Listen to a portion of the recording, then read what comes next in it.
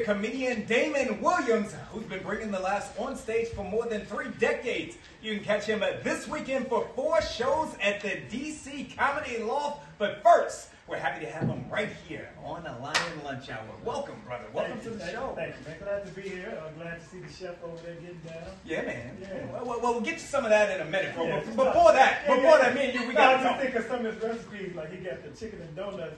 It sounds like Uncle Nearest. Have you tried Uncle Nearest? And the Hennessy. Man, I'm going to talk to you about that. Clearly, there's some weed involved. That's a weed-inspired menu right there. All right, so I want to start. Okay, let's I want to start. Yes, sir.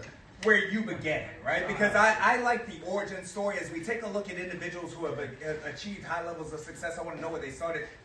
How'd you go from Subway, speaking of the kitchen, to making it all the way to where you are now? I was going broke at Subway. Well, I know that, bro. I sold the store. I actually had a Subway sandwich shop at age 25, Chicago, downtown.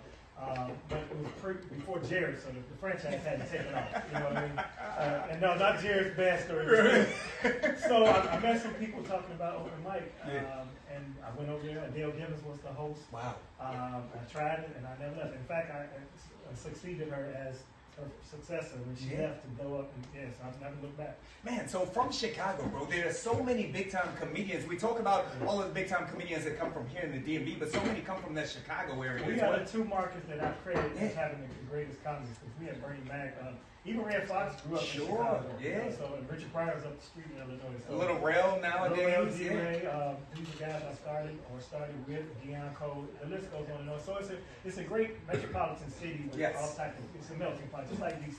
So it gives you an opportunity. Plus, we're in the middle of the country, so you have the southern influence. That's right. And then you have the big city thing. So it's a situation, man. When we begin naming these big time comics, right, and then we got the honor of having you on the show, I gotta ask you what you think of what's going on in comedy right now when people are sitting down like this. You want to take shots at anybody? We can go viral right now. Let's go.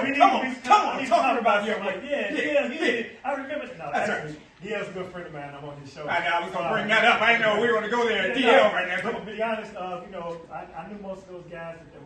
It was crazy because I was on tour with Sid, DL, and Cat Williams went in and talked, and I was glad the tour ended right before he did that, because it would have been awkward to go on the set with him, after he just talked about it. So I think it was good overall for comedy because it got people talking about comedy.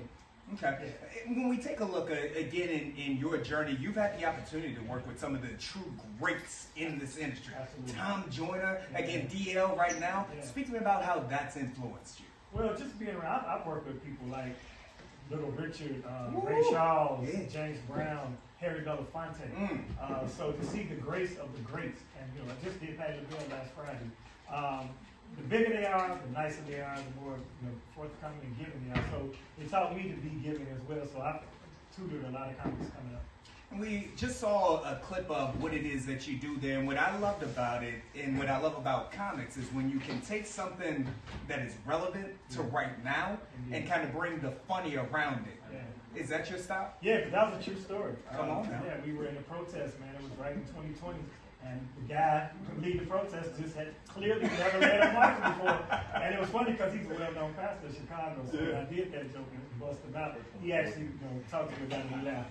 Wow. Yeah, but real life inspires my comedy, man. There's so much funny around every day. So, do you feel as though, again, when you got someone like you who has been on that stage, who has been in many different circuits, is there a difference between you and someone who's just doing this on Instagram? Talk to me about that. Well, social media comics, what they like to call them. I don't fault them for coming up in the era that they come up. This is just the age they were born. We had Comic View and Apollo and things of that nature. They have the social, but what they don't have is the stage time. That's right. See, we had to get stage time to get to TV.